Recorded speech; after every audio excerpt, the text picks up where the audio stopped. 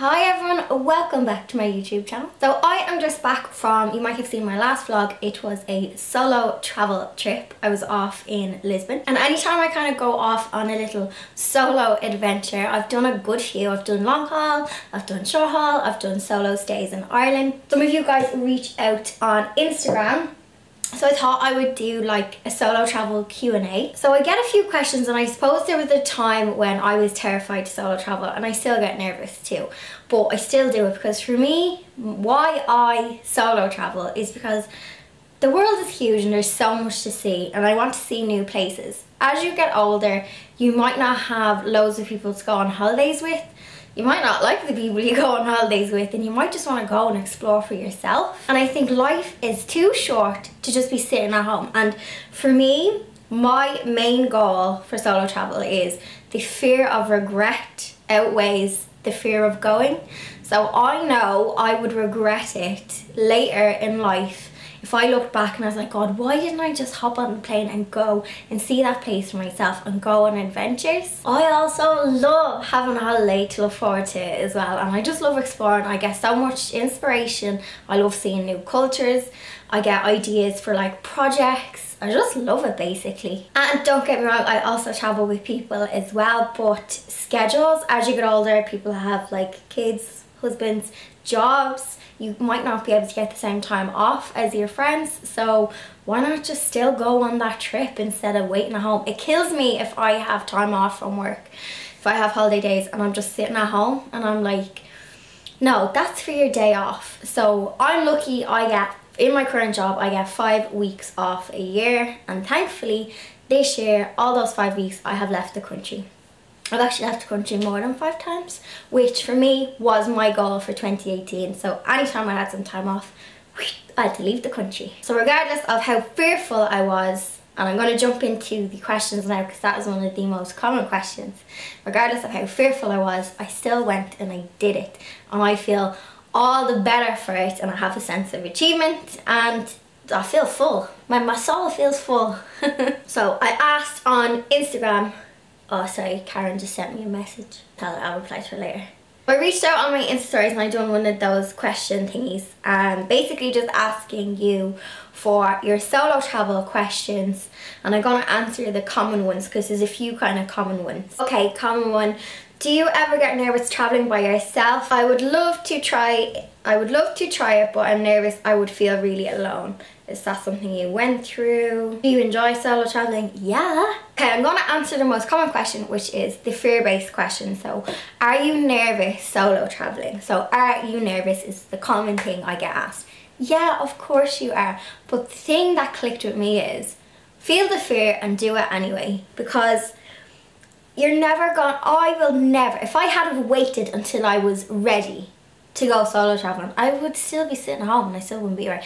Never wait until you're ready to do something. Build up your confidence slowly. So for me, confidence building, I started small. So I started with going to London by myself just for the day. So I'd fly out in the morning for an event and I would come back in the evening. So that's how I eased myself into solo traveling. I didn't just like throw myself on a long haul flight to Dubai and really throw the fear in there, because you want to enjoy it as well. So basically my top tip for battling the nerves, I wrote a blog post on traveling and anxiety and I'll link it below. Basically, you have to feel the fear and do it anyway, but take baby steps. So maybe start small. So start with, maybe go on a tour of your local city, and then go further afield. Maybe get the train somewhere for the day. You don't have to just, solo travel isn't just hopping on a plane. It might be just visiting a part of your own country that you've never been to. So getting the train somewhere and then build yourself up, because that's exactly what I did. Started with going to London. Then once I kind of mastered London, I stayed overnight in London because it's only like an hour-and-a-half flight from Dublin, and then I went long haul and I went to New York by myself. So I done 5 days in New York, so that was my first long haul. And then I've done a few trips to Europe then, so I went to Bruges. I love that. So don't give yourself like 2 weeks in the sun for your first solo trip. Ease it and start with like maybe 1 night away, and then stretch it out to 2-3 nights away, then go long haul if that's what you want to do. You might not want to go long haul. I did, and personally I'd love to go further, and then I pushed myself even more and I done a longer long haul and went to Middle East, but there's so much more I want to explore there. But basically, ease yourself into it. You're never going to feel ready. Of course you're going to be nervous. Nerves are good. It means you're doing something that you want to do. We have this misconception that we're supposed to be calm all the time and we're supposed to be at this even contentment. No, life is crazy, and feel the fear, do it anyway. Yes, I've had panic attacks in airports. I have been queuing for the plane and I've been so nervous that I'll be like shaking inside. But you know what happens when you do it? You get this sense of relief and achievement. If I had have stopped every time I felt nervous, I would still be stuck. So my short answer is just you have to get to the other side of fear and you have to keep pushing it. And a lot of people they ask me, you know, how do I get the confidence? But my answer is just build it up. But there's no magic answer. I can't say anything to give you the confidence. You have to get it inside of you. Okay, another common question is, do you get lonely? I have a few tips for loneliness. You can get lonely, but the way when I'm solo traveling, I kind of plan my day. I don't strictly plan my day, but I'll have a rough idea of like maybe what trips I want to go on, what I want to see. So I'll have like a rough itinerary, but it's not set in stone. And one of my tips is going on walking tours. Great way of meeting new people and having a chat. So when I was in Lisbon, I went on a photography walking tour. It was 4 hours. I walked around the city with Miguel. We were talking about photography. So do something that's of your interest. Maybe you're into crafts. Like, have a look. There's so much information online. There might be like a pottery class you can do in a new country. You don't have to do the typical hop on, hop off bus tour. So whatever your interest is, your hobby, you can reach out into that community. See if there's even a class or a tour or a workshop. When I went to New York, I went for a creative conference.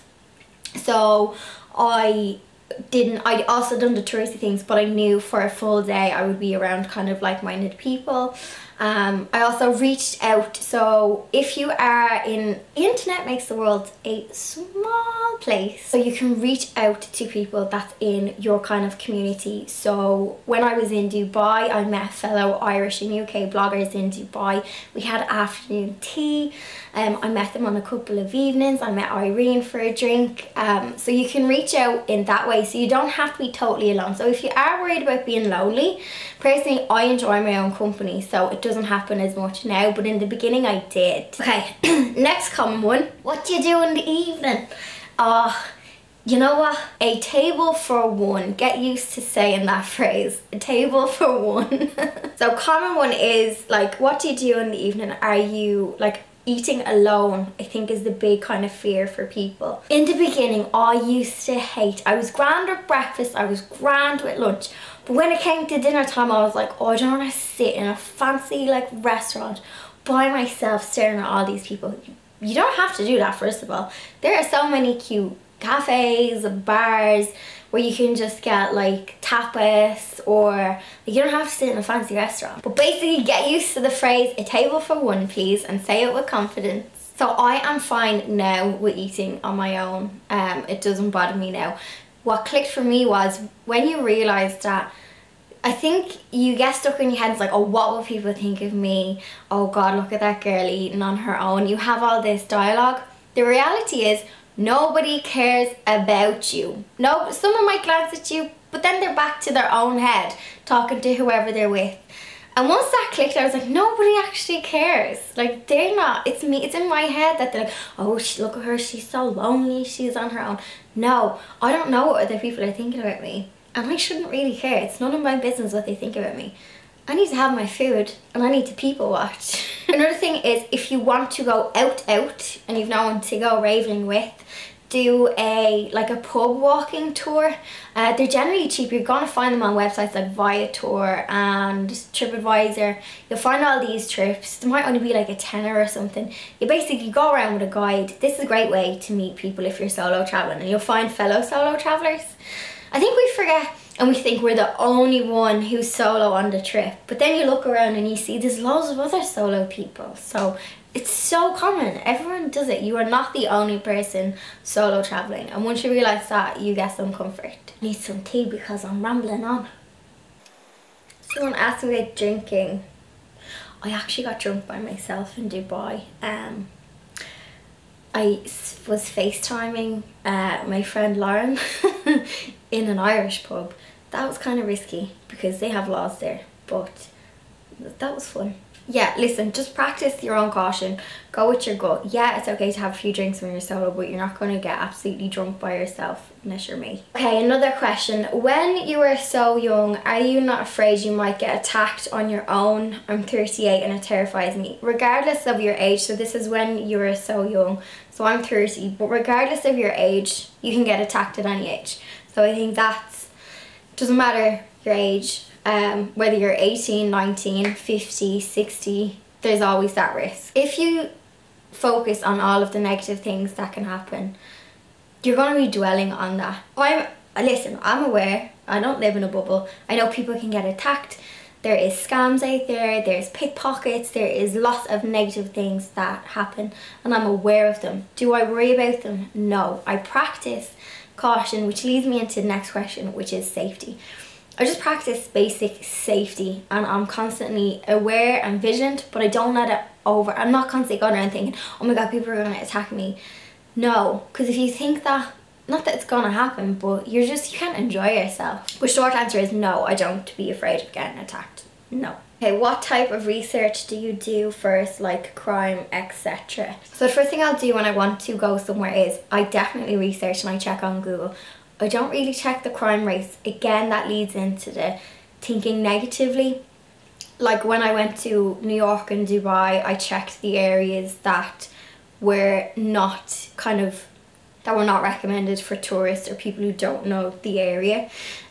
So I'll do a bit of research like that. I'll also research, like, Paris is full of scams, so I remember watching a video on all of the scams in Paris, but I generally don't dwell on the negative. So the first thing I do is I'll research the area that I want to stay in. So is it close to the centre? I personally don't like staying close to the centre of places. I think it's full of tourists, so I'll stay a teeny tiny bit out, but I'm comfortable doing that if you're not staying in the centre. So I research my flights, hotel and accommodation, and what is in the local area. Sometimes I'll jump into Instagram and I'll search the location and I'll see if there's like fun spots for me. I love like the buildings, the cute cafes and exploring areas.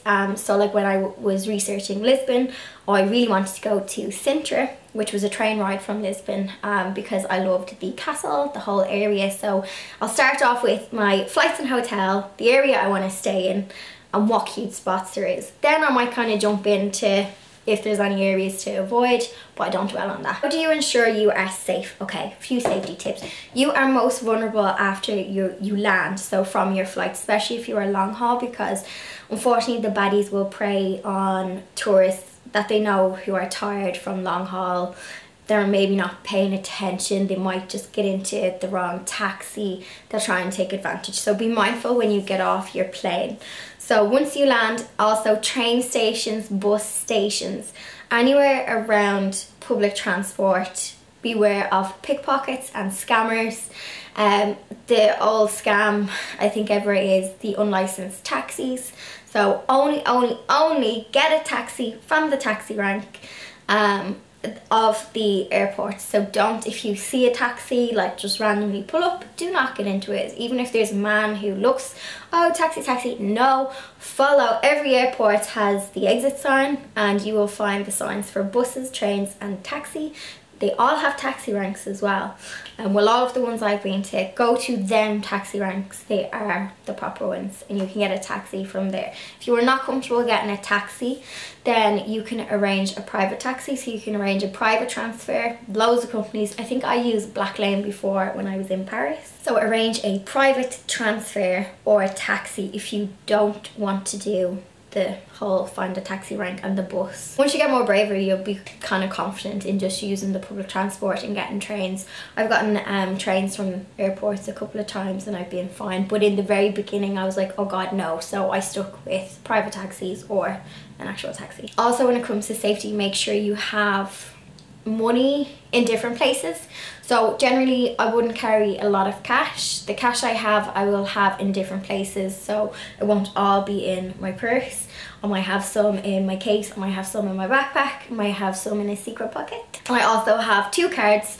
I have my Visa debit and I have my MasterCard, and I won't keep them together, and I'll keep them in two separate places. So they're just simple kind of safety things, and that applies to everyone, not just solo travellers. Another safety tip, I suppose, is just going with your gut is the biggest one. So if your gut in any way is like, no, I don't want to walk down this lane, this way, don't.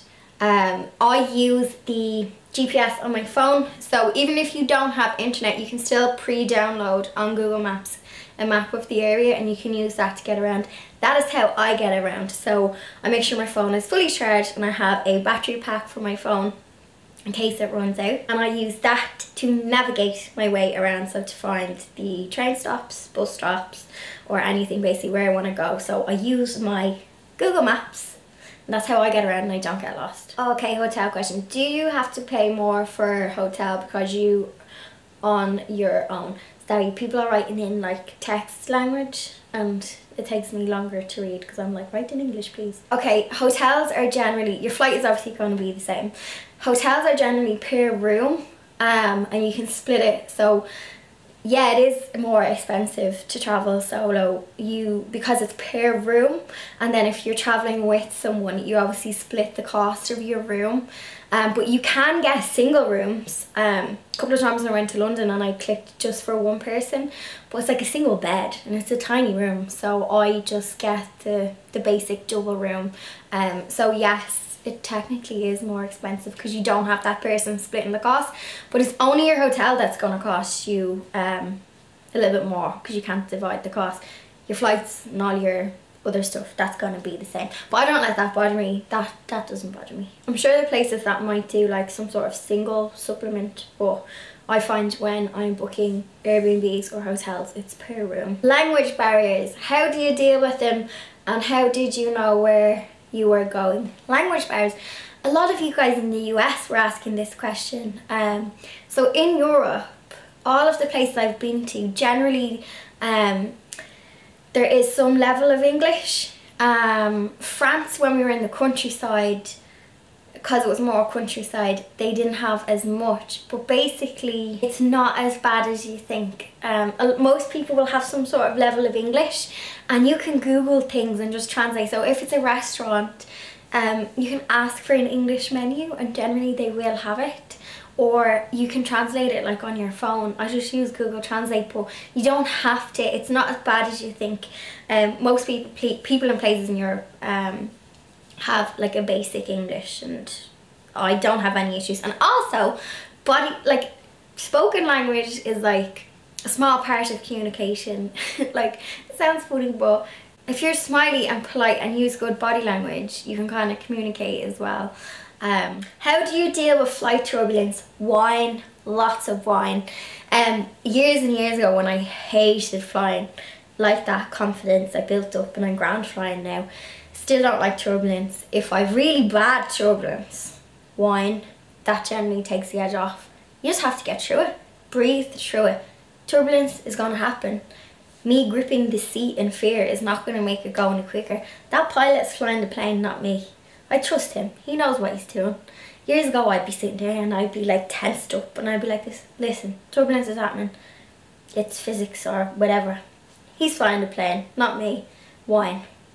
I'm sorry, my camera cut out, which means I've been recording for too long. Have you seen a variety of people of different races also touring in the places you've been to? Yes, absolutely. You meet people from all over the world, especially in tourist areas. There's obviously Oriental people, people from the US, Australia. Like, yes, you don't just... I hardly stumble across any Irish when I'm travelling. Yes, absolutely. You will see people from all over the world and you will meet so many people and make so many friends. How did you get the courage to do it? Did friends and family think you were mad? Yes, they thought I was mad, especially when I said I was off to Dubai by myself. They were like, you're not going to Dubai, and I was like, I am going to Dubai. Basically, I'll always take into consideration the opinions of the people in my close circle, and anyone out of that circle, it's no relevance to me. So I'll take into consideration what my close family and friends will say and their concerns, and I'll research an area. In the beginning, they're like, you're mad, what are you doing going on your own? Generally, that's the opinion of most. And then when you go and do it, they're like, oh, and now they don't bat an eyelid when I say I'm off somewhere. If anything, they say, where are you off to next? And they're shocked if I'm not going somewhere. Whereas roll back 2 years ago, they'd be like, no, you're not going on your own, blah, blah, blah. But you just do it. Yeah, they did think I was mad, and they probably still do, but I'm seeing the world and they're not. So simple answer is just go and do it. And courage only comes from practice. You don't wake up courageous. Courage comes on the other side of fear. That's my motto. How much do you plan before your trip, or are you more of a spontaneous traveller? No, I plan. I'd be spontaneous with places I'd know already and maybe I've been there. Like I'd hop on a plane to London tomorrow, no bother, because I know the area and I've been there so many times. Going somewhere new, I definitely plan. Generally just not even a couple of weeks. Like I booked to go to Lisbon. I went to Lisbon in September. I booked it in August. Oh, hostel or hotel for a budgeted traveller. I've never stayed in a hostel. Hostels are really common, especially if you go to like Thailand, Bangkok, that kind of neck of the woods. I've never stayed in a hostel, but they are a fantastic way of meeting people and kind of joining groups of people. The places I've been to, I've always stayed in a hotel, but maybe if I was going to Thailand or something, I might consider a hostel. Generally hostels, I like my privacy, I like my comforts, I like a warm shower. I don't like sleeping in a room with other people, if that makes sense. So I'm not against hostels, but hotels. Hotels for me. If you're on a budget, maybe just keep an eye out for sales. Keep an eye out on the price changes in a place if you really want to stay in a hotel, or just save up and spend. It's really up to you. I can't talk on hostels, so I have no experience in them, but I'm not against them. But personally for me, I prefer a hotel. Okay, last one. What advice would you give to people who want to do it but are super nervous about being cut off on their own? So what advice would you give to people who want to do it but are super nervous? Just do it, please. I promise you. Your memories. What is the phrase? Collect things, not memories. Leave footprints. I don't know. Just please go and do it. You won't regret it. Build your confidence, like I said at the start. Start small. Someone actually asked places to solo travel in Ireland. I recently was in Wexford. You might have seen my vlog. That was a lovely place. I'd actually love to get the train down to Killarney and Cork because I haven't explored that part of Ireland. Listen, hop on a train to Cork, hop on a train to Killarney, Donegal. So many nice places. Just do a bit of research, hop on a train and go. I think I've answered most of the common questions that had come to. Thank you so much for sending me questions. I was like, no one's going to send me a question and I'll have no video to do. Basically, fear is false. Hang on, I wrote it down. Right, fear is false evidence appearing real. There's no magic thing I can say to get you to solo travel or make you feel more comfortable, other than so many people do it. Fear is holding you back.